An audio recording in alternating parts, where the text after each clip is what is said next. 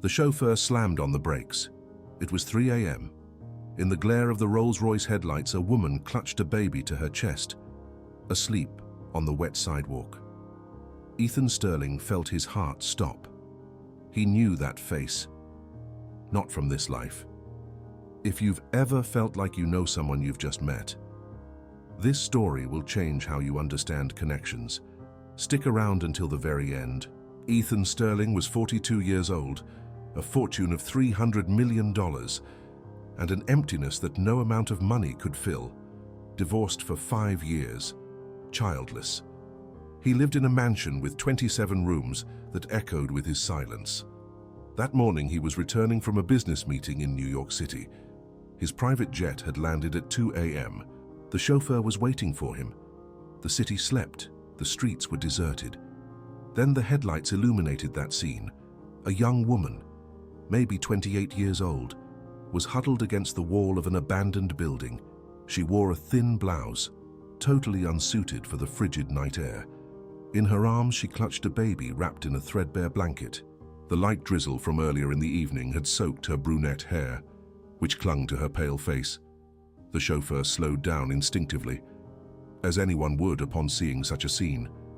Ethan looked out the window, and his world stopped. Her face. That face. He knew that face. He didn't know from where. He didn't know how. But every fiber of his being screamed that he knew that woman, that he had waited for her, that he had searched for her. "Stop the car," Ethan ordered. His voice was hoarse, almost a whisper. "Mr. Sterling, I don't think that's safe," the chauffeur began. "I said, stop the car." The chauffeur obeyed. Ethan got out of the Rolls-Royce before the vehicle had even come to a complete stop. The light rain soaked his $10,000 suit as he walked towards the woman. Each step seemed to take an eternity. Each step seemed to bring him closer to something he had lost a long time ago. The woman woke up startled when she felt his presence. She clutched the baby to her chest tightly, her eyes wide with fear. Brown eyes, deep eyes, eyes that Ethan knew. And then it happened. When their eyes met, Ethan felt a shock surge through his entire body, a sensation that started in his chest and spread to every limb. It wasn't fear, it wasn't surprise, it was recognition. "I've found you," he whispered, without realizing he was speaking aloud. The woman's eyes widened even further. She felt it too. Ethan saw it in her face. He saw the same shock, the same confusion, the same impossible recognition. "What did you say?" she asked, her voice trembling. Ethan blinked, coming to his senses. What had he said? Why had he said that? He looked at the woman in front of him, wet, shivering with cold, holding a baby, and realized the absurdity of the situation. "I'm sorry," he said, shaking his head. "You need help, it's cold. The baby needs a warm place." The woman hesitated. She looked at him with suspicion, but also with something else. Curiosity, recognition, as if she too was trying to understand why this stranger seemed so familiar. "Who are you?" she asked. "My name is Ethan. Ethan Sterling. I have a house near here. You and the baby can stay there until morning. I won't do anything, I just want to help." She should have said no. Any sensible person would say no to a stranger at 3 a.m. But when Ethan extended his hand to help her up, she accepted, and when their hands touched, they both felt it, a shiver that had nothing to do with the cold. An electric current that ran through their arms, their chests, their souls. For a second, a single second, Ethan saw something, a vision, a flash, a woman with the same face, but dressed in another era, a long white and gold dress, a tiara, blood, fire. Screams in a language he didn't recognize, but understood. "I will find you. In every life." The vision disappeared as quickly as it had come. Ethan blinked, confused, his heart racing. The woman was also pale, her lips parted, as if she had seen the same thing. "You saw it," she began, But the baby started to cry, breaking the moment. The woman looked at the child, then at Ethan, clearly divided between the fear of the unknown and the need to protect her daughter. "Please," Ethan said, "just until morning. You don't have to trust me, but the baby needs warmth." She looked at the daughter in her arms. The baby cried, cold, hungry perhaps. And then she looked at Ethan again. For a long moment, she remained silent. "All right," she said finally, "but only until morning." Ethan nodded. He guided her to the car and opening the door for her. As she got into the Rolls-Royce, still holding the baby, he realized that her hands were shaking, not from the cold, from something he couldn't explain.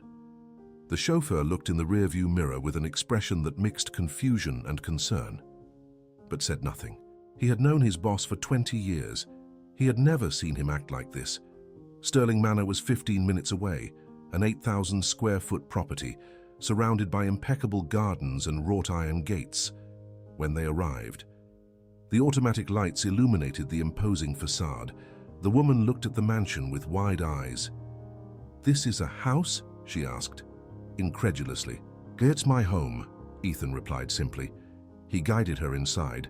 The butler Jeeves appeared in the hall even at that hour, as if he sensed that he was needed. Jeeves had worked for the Sterling family for 40 years.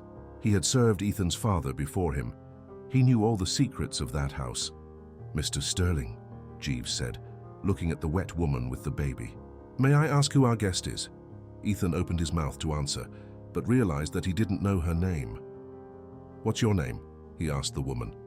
"Isabella," she replied. "Isabella Rossi."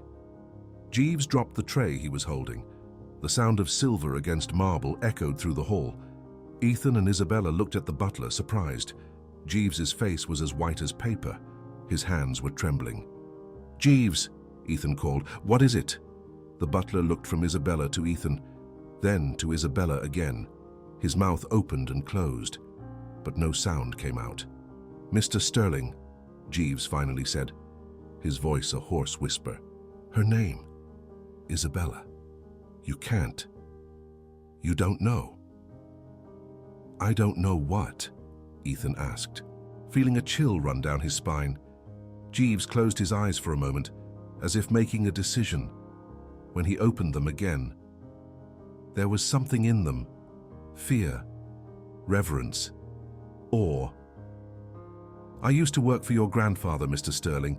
He told me stories about this house, about a woman named Isabella who lived here 200 years ago, a countess, the soulmate of the groundskeeper. Everyone thought it was just a legend, but her name, her face." Jeeves looked at Isabella with an expression that sent a chill down Ethan's spine. "Madam," said the butler, "you have been in this house before, not in this life, but you have been here." Isabella clutched the baby to her chest, confused and frightened. "What is he talking about?" she asked Ethan. Ethan didn't know what to say. He looked at Jeeves, at Isabella, at Sterling Manor around them. Something was happening. Something he didn't understand. Something that went far beyond helping a stranger on the street. And then the baby began to stir in Isabella's arms. The blanket slipped, revealing her tiny body, and Ethan saw it. A birthmark on the baby's left shoulder. A dark patch, with an irregular shape, almost like a 5-pointed star. Ethan felt the blood drain from his face. Without thinking, he reached for his own left shoulder. The scar he'd had as long as he could remember, that doctors could never explain. A scar that looked like a 5-pointed star, identical to the baby's birthmark. Jeeves followed his gaze, and when he saw the mark on the baby, the butler did something Ethan had never seen in his 40 years. Jeeves kneeled. "Welcome back, Countess," whispered the butler.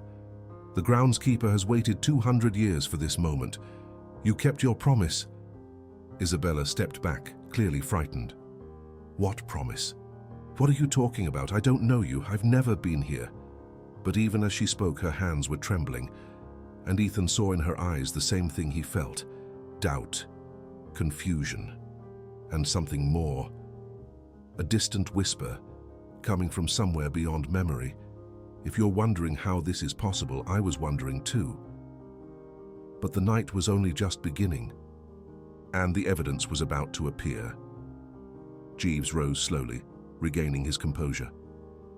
He apologized for his reaction and offered to prepare a room for Isabella and the baby. Ethan agreed, still processing what he had just seen. The mark, the scar, identical. Her name, Isabella, the same name Jeeves mentioned. The recognition, the feeling of knowing that woman. Coincidences, Ethan told himself as he went upstairs, just coincidences. But deep down he knew they weren't. Isabella was settled into one of the guest rooms. The baby was fed and changed. Ethan provided clean clothes, food, everything she needed. When he finally left her alone, it was past 5 a.m. He couldn't sleep. He wandered around the mansion, thinking. Her face, the feeling of knowing her, the vision he had when their hands touched, the mark identical to his scar. What the heck was going on? When the sun rose, Ethan was in his grandfather's study, which he had kept exactly as it was when the old man died 20 years ago. Old books, mahogany furniture, an oil portrait of his great-grandfather on the wall. His great-grandfather. Ethan looked at the portrait. Charles Sterling, born in 1850, the man who built the family fortune. But before Charles, there were other Sterlings. The family had roots in that area since the 18th century, since 1820. Ethan felt a chill. He went to the bookcase where his grandfather kept the family diaries, records that went from 1780 to 1950. He'd never been interested in reading them. Old history, he thought, irrelevant. But now, he began to search. 1820. He needed to find records from 1820. He found a volume bound in leather, the pages yellowed with age. He opened it carefully and began to read. The records spoke of a turbulent time, wars, conflicts, instability. Stirling Manor was different then, smaller, more rustic. The family wasn't rich yet. They were guards, soldiers, servants of a local nobleman. And then Ethan found the name. Ethan Sterling, born in 1795. Personal guard to Countess Isabella de Aragon. Ethan stopped breathing. His own name. 200 years ago. Guard to a countess named Isabella. He continued reading, his hands trembling. The diary spoke of a forbidden love, the guard and the countess. She was married to a cruel nobleman who mistreated her. Ethan was the only one who protected her. The two fell in love. They had a daughter in secret, a daughter named Sophia. Sophia. Ethan dropped the diary. He went to the guest room door. He knocked softly. Isabella opened it, still sleepy, with the baby in her arms. "What's your baby's name?" Ethan asked, his voice failing. Isabella frowned, confused by the strange question. "Sophia," she answered. "Her name is Sophia." Ethan leaned against the doorframe. The world was spinning around him. Isabella, Sophia, the same names, the same birthmark, the same feeling of recognition. "What's going on?" Isabella asked, worried to see his face. Ethan looked at her, at the baby, at his own feelings that he could no longer ignore. "I need to show you something," he said. "I think you need to see my grandfather's diaries." "What diaries?" Isabella asked. "Diaries that talk about a countess named Isabella and a guard named Ethan and a daughter named Sophia, 200 years ago, in this very house." Isabella turned pale. She looked at her daughter in her arms, then at Ethan. "That's impossible," she whispered. "That's what I thought," Ethan replied. "But after what I've seen tonight, I don't know what's possible anymore." And at that moment, with the morning sun streaming through the windows of the mansion, Ethan Sterling knew that his life had changed forever. That the woman in front of him wasn't a stranger. that the baby in her arms carried something that transcended time, and that the story he was about to discover would change everything he thought he knew about love, destiny, and the promises we make in our last moments of life. If you're starting to feel chills, wait. What comes next will leave you speechless. Because the diaries were just the beginning, and what was hidden in the sealed attic of the mansion was about to reveal a much more haunting truth. Ethan led Isabella to the study. They sat facing each other, the 200-year-old diary between them. Baby Sophia slept in an improvised crib that Jeeves had prepared. "Read it yourself," Ethan said, pushing the diary toward her. Isabella hesitated. Her hands trembled as she touched the worn leather cover. She opened it to the page Ethan had marked and began to read aloud. "Today I saw the Countess crying again. Her husband is a monster. If I could, I would take her from this castle. I would take her far away, Oma. But she's a noble and I'm just a guard." Isabella stopped reading. Her eyes welled up as she looked at Ethan. "Continue," he urged. She turned the pages and read on. "Something happened that shouldn't have happened. The Countess and we met at night. I know it's wrong. I know I could die for this. But when I look into her eyes, I feel like I've known her longer than a lifetime." Isabella let out a sob. Her shoulders shook. Ethan wanted to reach out to comfort her, but something held him back. Fear, confusion. The same thing she was feeling. She continued reading. The diary told the story of an impossible love, the guard and the Countess meeting in secret, vowing to protect one another, making plans to run away, and then the tragedy. Isabella is pregnant. The child is mine. If her husband finds out, we're both dead. I need to get her out of here before it's too late. Tears now flowed freely down Isabella's face. Ethan felt a lump in his throat. That story, those names, it was impossible. Completely impossible. But there it was, written by hand, 200 years ago.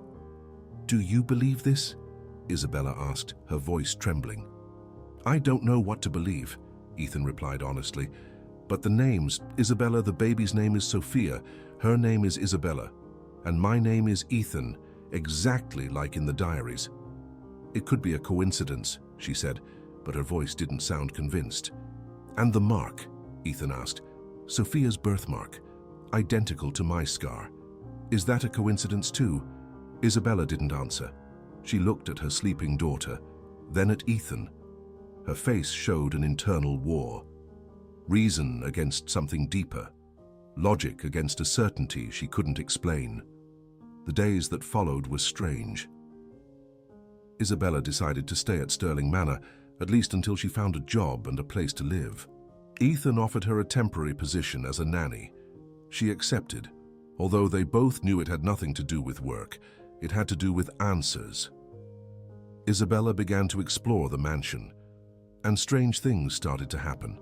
On the third day, she was cleaning a hallway on the second floor when she stopped in front of a closed door. Ethan found her there standing, staring at the wood as if in a trance. "What is it?" he asked. "I know what's behind this door," Isabella said. Her voice sounded distant, almost dreamlike. "It's a room with a 4-poster bed, blue curtains, a dressing table with an oval mirror." Ethan felt a chill. That room had been locked for years. It was his great-grandmother's old room. No one had been inside since he was a child. He fetched the key, unlocked the door, and Isabella walked in. She went straight to the dressing table, opened the second drawer on the left, and pulled out a silver comb with blue stones. Ethan couldn't move. "How did you know?" he asked. "How did you know that was here?" Isabella stared at the comb as if she were seeing a ghost. "I don't know," she whispered. "I just knew. If you're thinking this is strange, well, you're right, but the coincidences were piling up too fast to ignore, and the worst was yet to come. That night, Isabella had a nightmare." Ethan woke up to screams coming from her room. He ran there, his heart racing. He found Isabella sitting up in bed, sweating, shaking, her eyes wide with terror. "Fire!" she screamed. "They're burning the house, the soldiers, the French soldiers.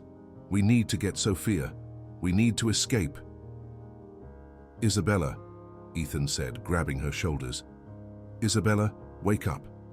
It was a nightmare. She blinked, looked around, confused. Tears streamed down her face. Her breathing was rapid, uneven. "I was there," she said, her voice cracking. "In the mansion.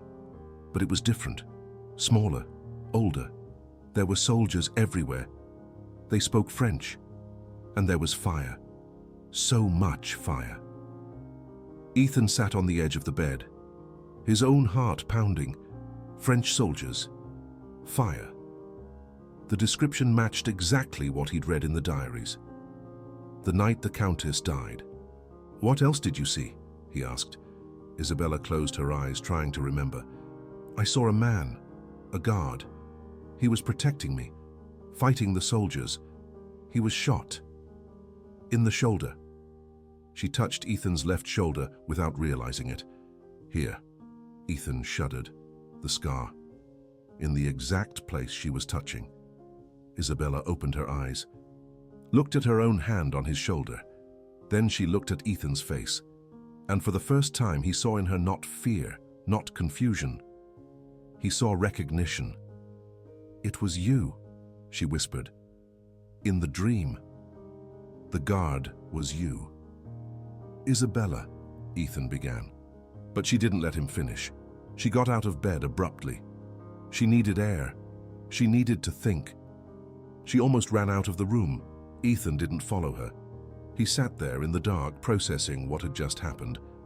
She had dreamed about the night of the massacre, described exactly what was in the diaries, things she had never read, things that no one knew but him. This wasn't coincidence. Well, it couldn't be.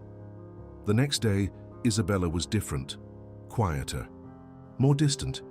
She avoided looking at Ethan. She focused on her work, on her daughter, on anything that would distract her. Ethan decided to give her space, but the mansion had other plans. It was Jeeves who found it. The butler was doing a routine cleaning in the attic when he discovered something that had gone unnoticed for decades. A mahogany box hidden behind a false wall. "Mr. Sterling," Jeeves called, his voice trembling with emotion. "You need to see this." Ethan went up to the attic. Jeeves was holding the box with both hands, as if he were carrying something sacred. "Open it," the butler said. Ethan opened the box, and inside he found a ring. A gold ring with a blue stone. Antique. Probably from the 19th century. And on the inside there was an engraving. "For Isabella, my love in every life, E.S., E.S., Ethan Sterling." "You understand," Jeeves said. "This ring was made for her, 200 years ago, by the first Ethan Sterling, for the Countess Isabella." Ethan held the ring with trembling hands. The metal was cold, but it seemed to pulse with an energy of its own, as if it knew, as if it had been waiting. "I need to show this to Isabella," Ethan said. He found her in the library, reading a book while Sophia slept in the crib next to her. When she saw the expression on his face, she dropped the book immediately. "What happened?" she asked. Ethan said nothing. He just extended his hand with the ring. Isabella looked at the ring. Her breath caught in her throat, her eyes instantly filled with tears. It was like her body reacted, before her mind could even process it. "Where did this come from?" she asked, her voice barely a whisper. "From the attic," Ethan replied. "It's been hidden for decades, maybe centuries." Ethan turned the ring, showing her the engraving. "Read it." Isabella read aloud. "For Isabella, my love in every lifetime, E.S." She started to cry, silent tears streaming down her face. She didn't understand why she was crying. She didn't understand why the ring affected her so deeply. But she couldn't stop. "May I?" Ethan asked her, gesturing to her hand. Isabella extended her left hand, still trembling. Ethan slid the ring onto her ring finger. It fit perfectly, as if it had been made for that finger, as if it had been there before. And then Isabella saw it, a vision, as clear as day. She was in a white dress. Ethan was on one knee in front of her, sliding that same ring on her finger. A garden, flowers, smiles. "I do," she heard her own voice say. "In every lifetime, I do." The vision vanished. Isabella was back in the library, her heart pounding so hard she could hear it. Ethan was looking at her with an expression that mixed fear and hope. "Did you see something?" he asked. Isabella nodded. She couldn't speak. The tears kept falling. "I saw it too," Ethan said. "I saw myself proposing to you 200 years ago, in this very garden." Isabella brought her hand to her mouth, stifling a sob. This couldn't be real. It couldn't. It was madness. It was impossible. But the ring on her finger said otherwise. The sensation in her chest said otherwise. Every fiber of her being screamed that it was true, that she knew this man, that she had loved him for longer than she could explain. "I'm going crazy," Isabella said. "This can't be happening." Ethan stepped closer to her. He took her hands. "I thought the same thing," he said. "But there are too many coincidences, Isabella. The names, the birthmark, the ring, the dreams. You knowing where things are in this house, without ever having been here before." Isabella looked at him, into his eyes. And she felt that same sensation from the first night, recognition, like looking at someone you've known for 1,000 lifetimes. "What are you suggesting?" she asked. "I'm suggesting that maybe the diaries are right. Maybe we have known each other before and in another life, and maybe this is our chance to find out what happened and fix it." Isabella was silent for a long moment. The ring gleamed on her finger. Her daughter slept peacefully. The man in front of her looked at her with an intensity that made her tremble. She should leave. She should grab Sophia and get out of this crazy mansion with its stories of reincarnation and soulmates. She should go back to reality. But something stopped her. A voice, a sensation, a whisper from the past. That said she had lost this man once before, and she couldn't lose him again. "All right," Isabella said finally. "Let's find out the truth. Together." Ethan released a breath he didn't even know he was holding. He squeezed her hands. "Together," he repeated. And it was in that moment that the baby woke up crying. Isabella went to the crib, picked Sophia up in her arms. The baby calmed down instantly. Ethan watched them both, the woman he had just met, the baby with the birthmark identical to his scar, and he felt a certainty he couldn't explain. They were his, they always had been, and now, finally, they were together again. But the story was far from over, because the attic still held more secrets. And what they were about to discover would change everything. If you think you've seen it all, just wait. What comes next made me stop breathing when I found out. The sealed attic held more than just a ring. It held the definitive proof, and a truth that no one was prepared to face. Ethan and Isabella decided to explore the attic together. Jeeves accompanied them, holding an old flashlight and a set of antique keys. The area was labyrinthine, filled with furniture covered in white sheets, dusty chests, and boxes forgotten by time. "Your grandfather sealed this part of the attic 40 years ago," Jeeves explained as they walked. "Said there were things here that should remain buried, but now, maybe it's time to unearth them." They found the false wall where Jeeves had discovered the box with the ring. But there was more. Behind an old bookshelf, covered in cobwebs, there was a door that no one knew existed. Ethan looked at Jeeves. The butler shook his head. "I swear I've never seen that door before, sir. In 40 years in this house, and never." Ethan tried to open it. It was locked. But in Jeeves's set of keys, there was one he had never used, an antique key with a flower design engraved on the handle. "Try this one," Jeeves said, handing him the key. Ethan inserted the key into the lock. He turned it. The sound of metal against metal echoed through the attic. The door swung open. What they found on the other side made everyone stop breathing. It was a room. Small, secret, completely preserved, as if time had stopped inside. There was a single bed covered in a yellowed white sheet, a desk with papers scattered across it, a wooden chest, and on the walls, portraits, oil paintings. Isabella took a step into the room. Her eyes locked onto the largest of the portraits hanging above the bed, and she stopped breathing. The portrait showed a woman, young, maybe 28 years old, brunette hair, brown eyes, a soft smile.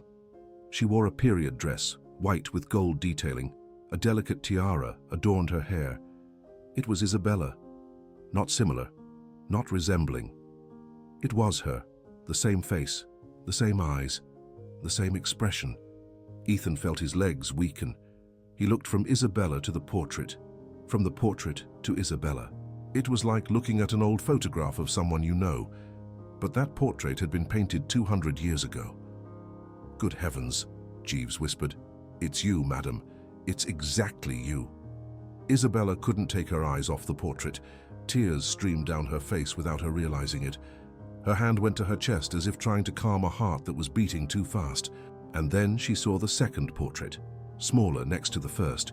It showed a man, dressed in a guard's uniform, upright posture, determined look, dark hair, strong jaw. It was Ethan, 200 years younger, 200 years in the past. But it was him, unmistakably him.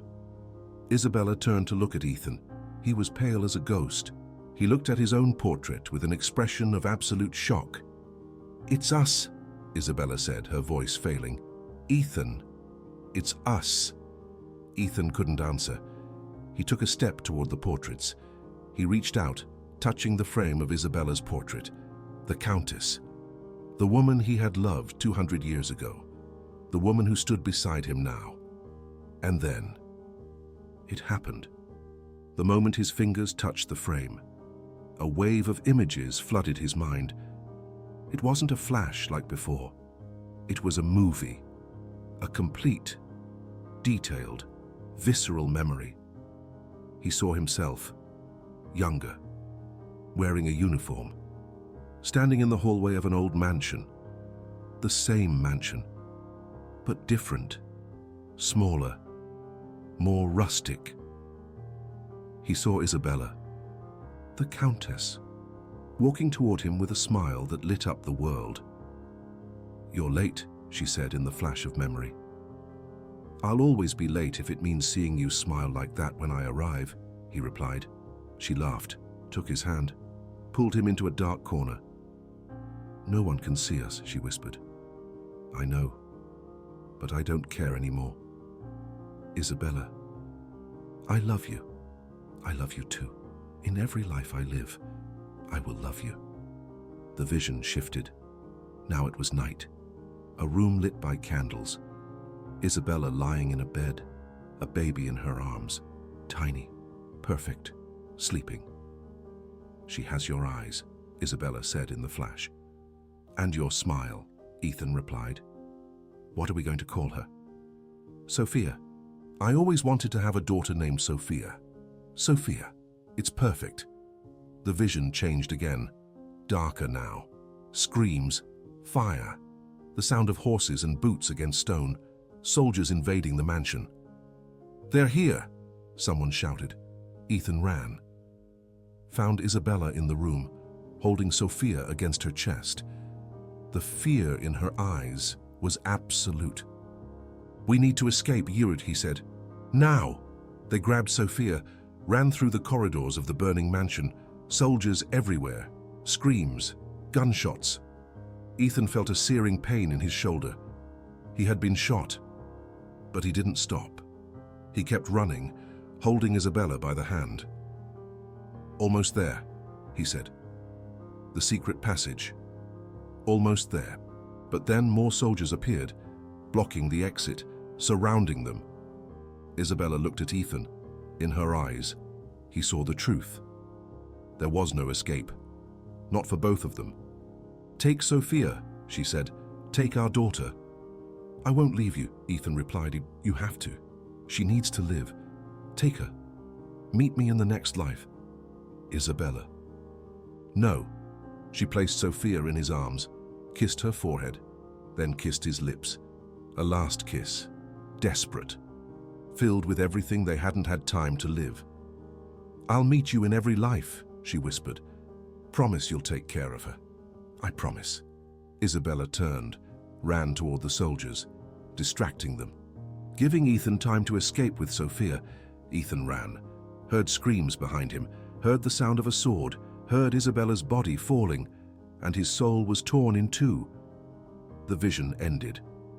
Ethan returned to the present, on his knees on the floor of the attic, crying like a child, sobs that shook his entire body, a pain that transcended anything he had ever felt. Isabella was beside him, also crying. She had seen it, had seen everything, the same vision, the same memory. "You died for me," Ethan said between sobs. "You died to save me, to save Sophia." Isabella squeezed his hand. "I'd die again," she whispered, "in any life, as many times as necessary." Ty Jeeves was leaning against the wall, his face wet with tears. In 40 years serving that family, he had never witnessed anything like it. And then the baby started to cry.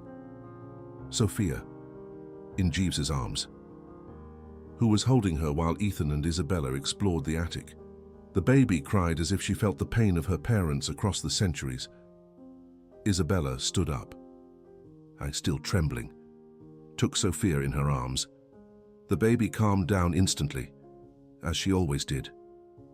And Isabella looked at her with new eyes. "You were there too," she whispered to her daughter. "You were our daughter in that life too.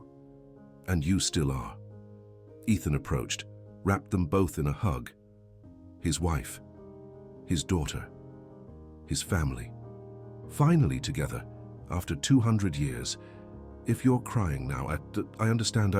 I cried too when I discovered this, but the story isn't over yet, because that secret room held one more secret, the most important of all." Jeeves was the one who noticed it first.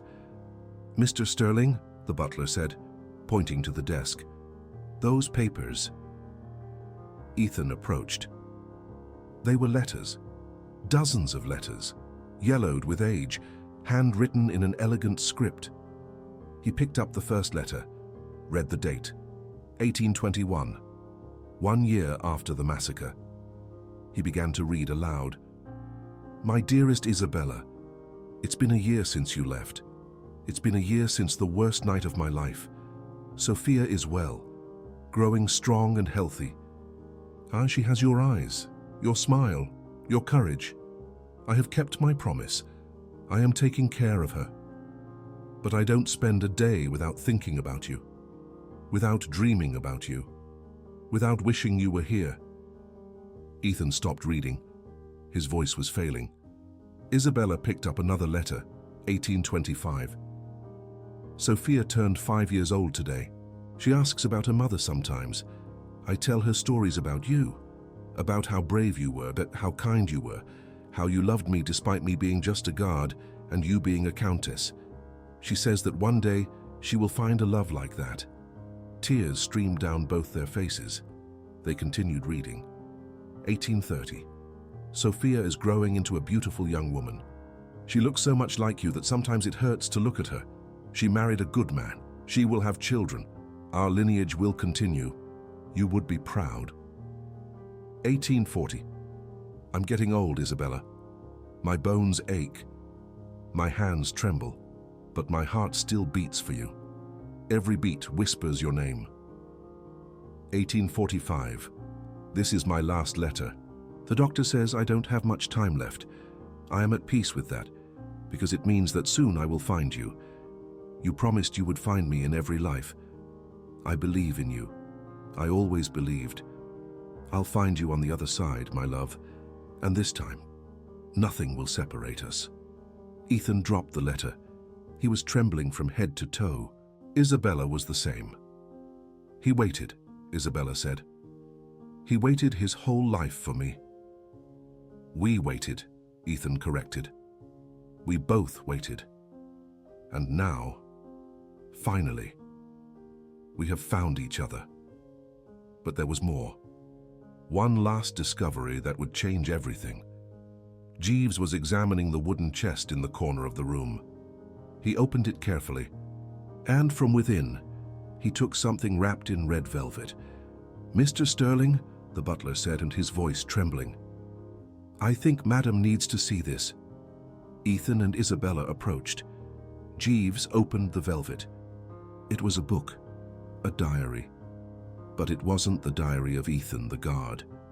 It was another diary, with a different cover, a different handwriting. The diary of Countess Isabella de Aragon.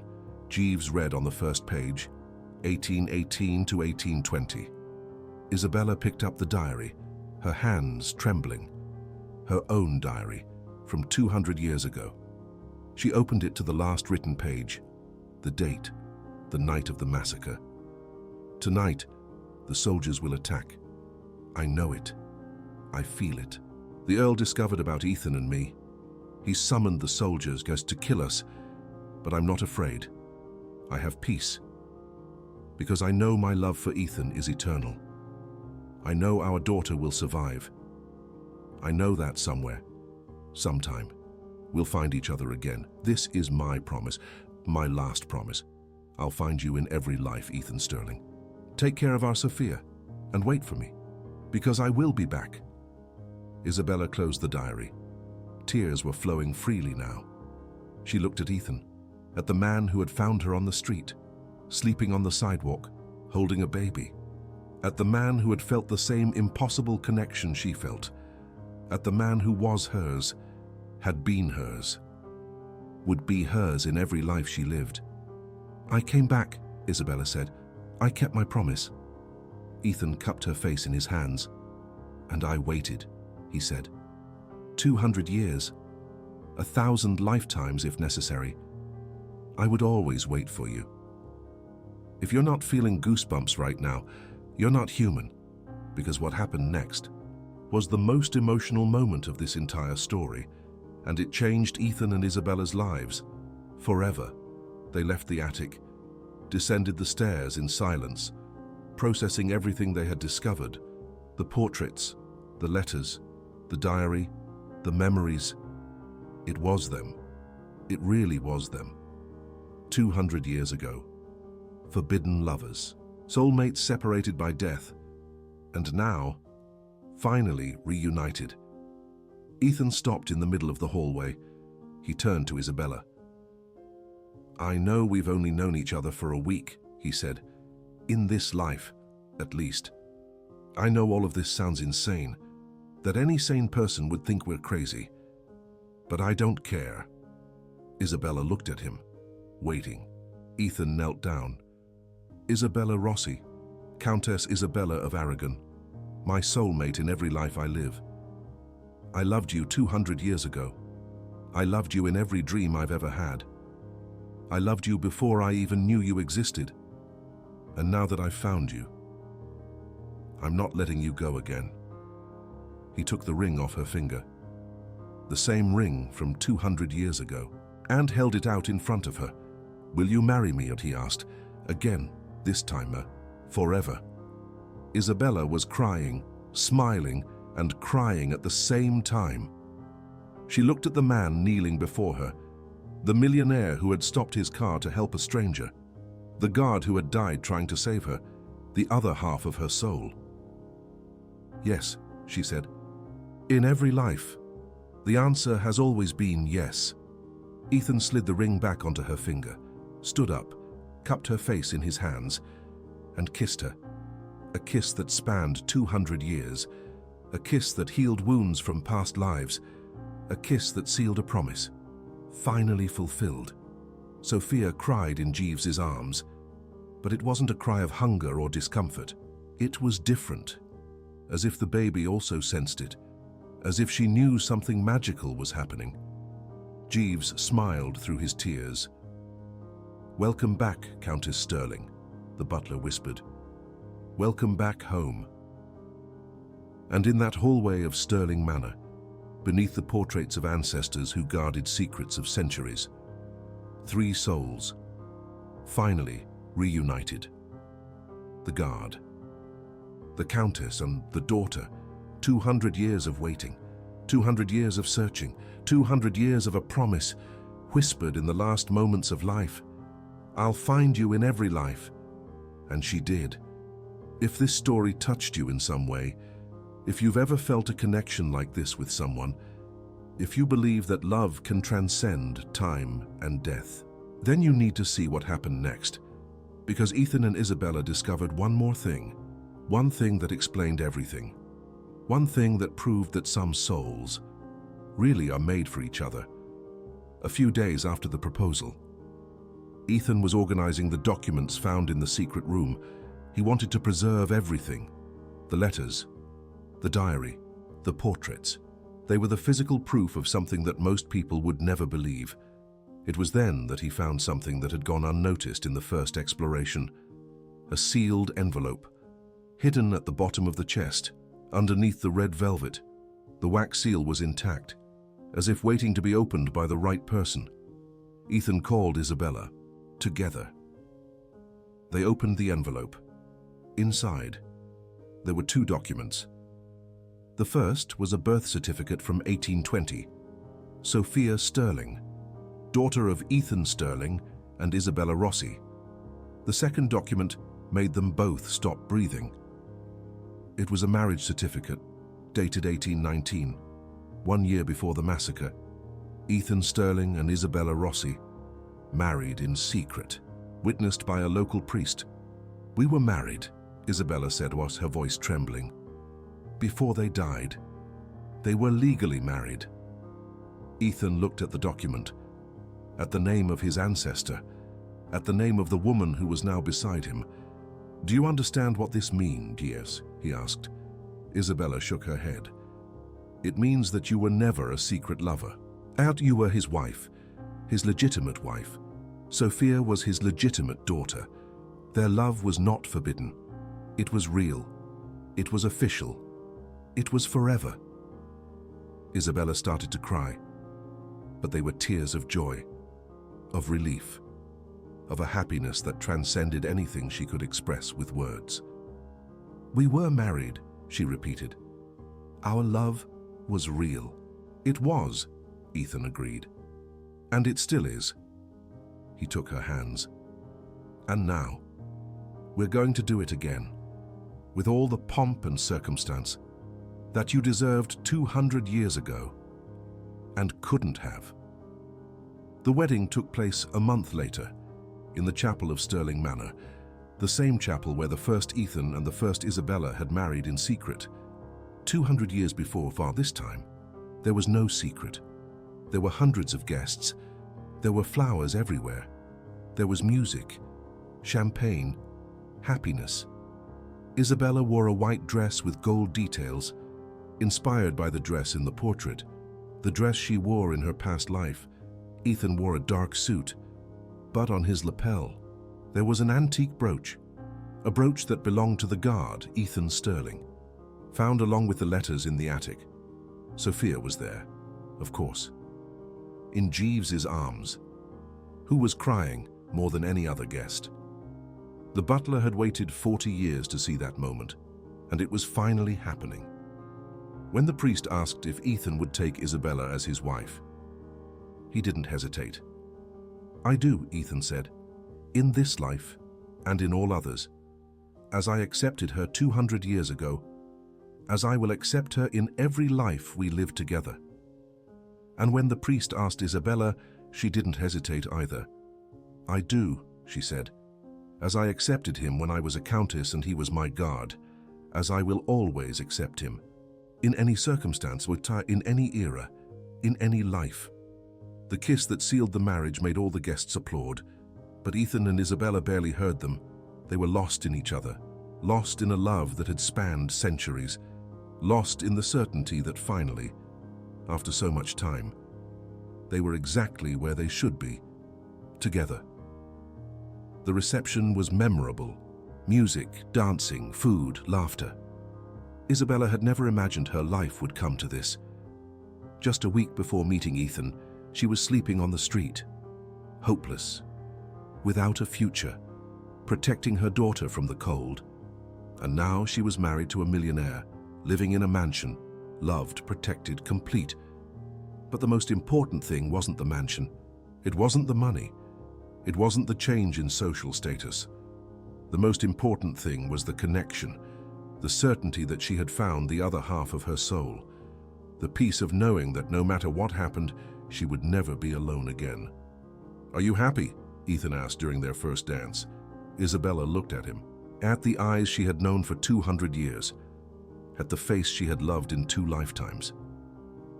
"I've always been happy with you," she replied, "even when I didn't know you existed, even when my soul was searching without knowing what it sought. Now I know. I was searching for you." Ethan held her tighter. Tears streamed down his face. "I was searching too," he said. "All these years, all these failed relationships, this emptiness that I couldn't explain, it was you who was missing. It has always been you." The music continued. They danced. And for a moment, they were no longer Ethan Sterling, the millionaire, and Isabella Rossi, the woman he found on the street. They were the guard and the countess, dancing in the ballroom of a 19th century manor, complete, in love, eternal. If you've made it this far, you know that this story isn't about money. It's not about social classes. It's not about fairy tales or guaranteed happy endings. It's about something much deeper, about connections that defy logic, about love that transcends time, about promises that are kept across centuries. Have you ever felt a connection like that with someone? Have you ever looked into someone's eyes and felt like you knew them from somewhere? Have you ever had the feeling that your path and someone else's were destined to cross? Maybe it's not a coincidence. Maybe it's something more. The months that followed the wedding were the happiest of Ethan and Isabella's lives. Sterling Manor, which had once been an empty and silent place, now overflowed with life. Sophia grew healthy and loved. The birthmark on her shoulder, identical to Ethan's scar, was a constant reminder of the connection between the 3 of them. 3 souls that had traveled together through time. The 3 members of a family that was finally reunited. Isabella transformed the mansion.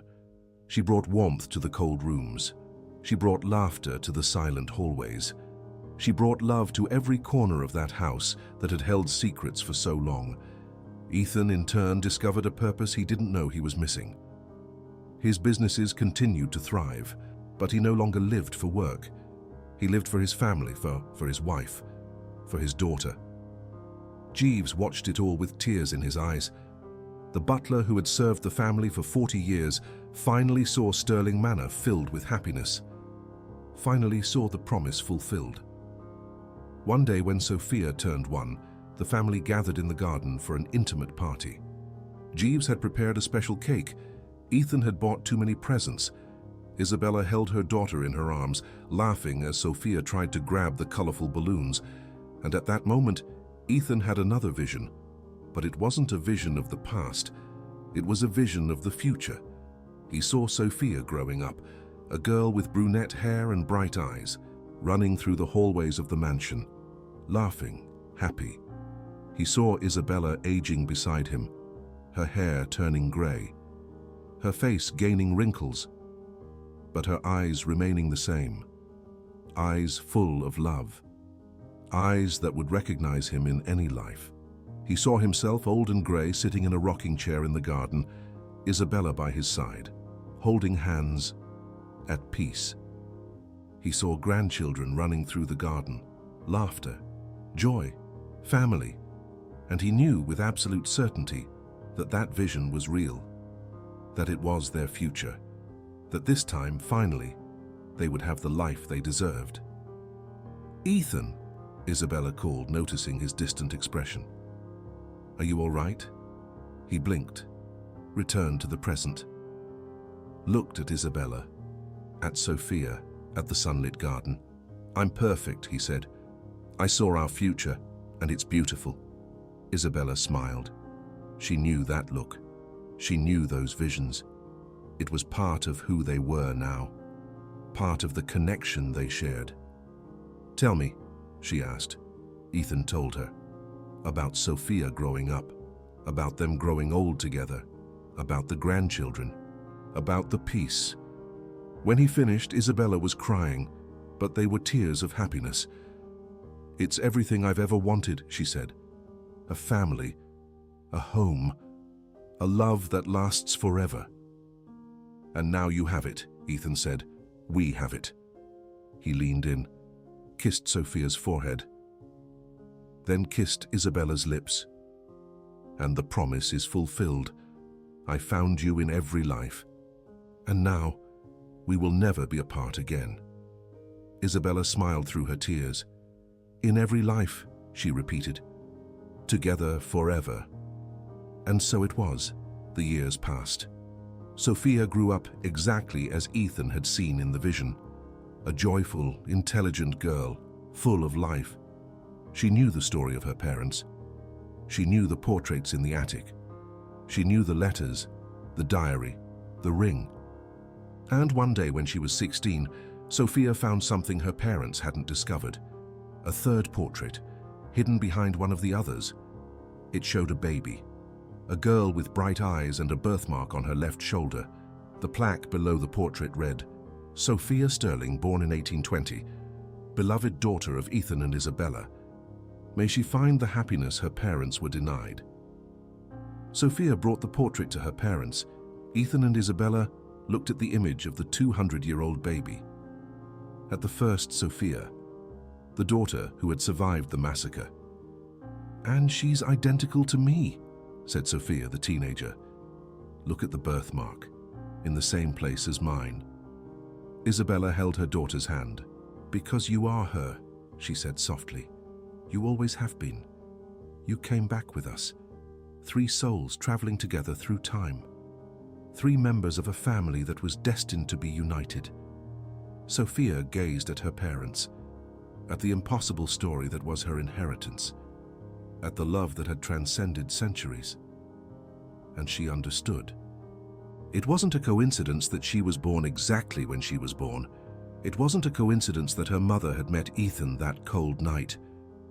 It wasn't a coincidence. The birthmark, the names, the connections.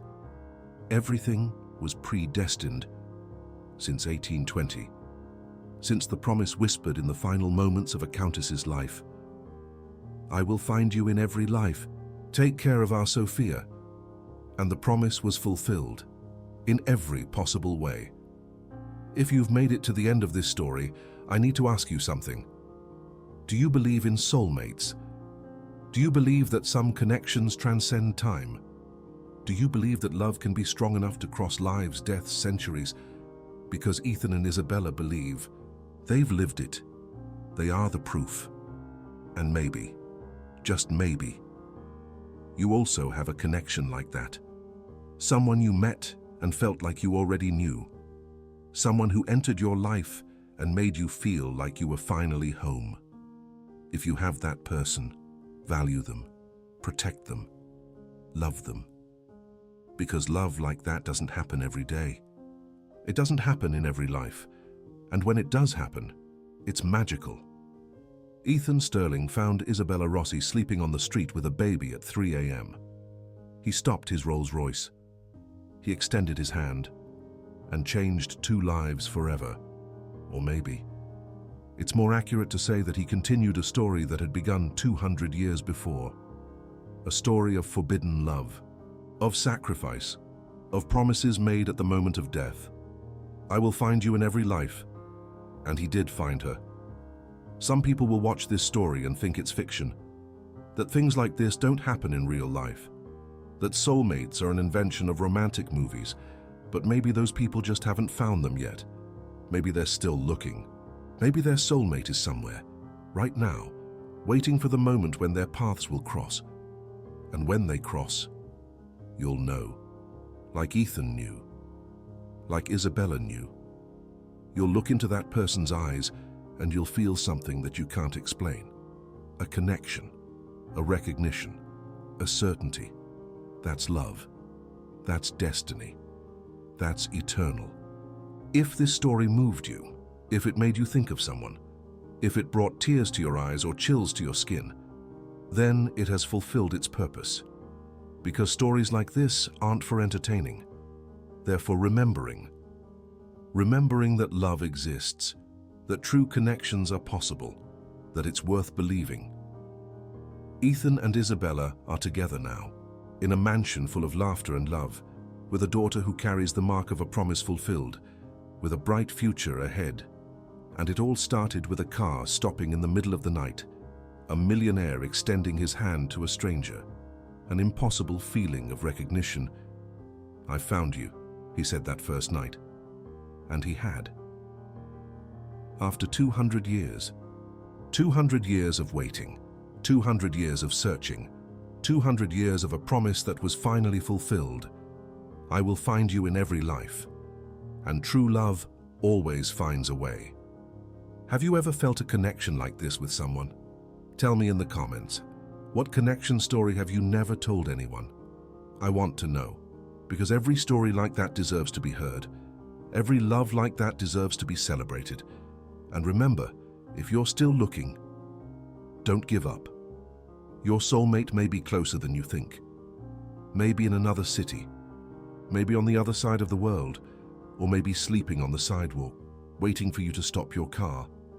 True love always finds a way, always, in every life.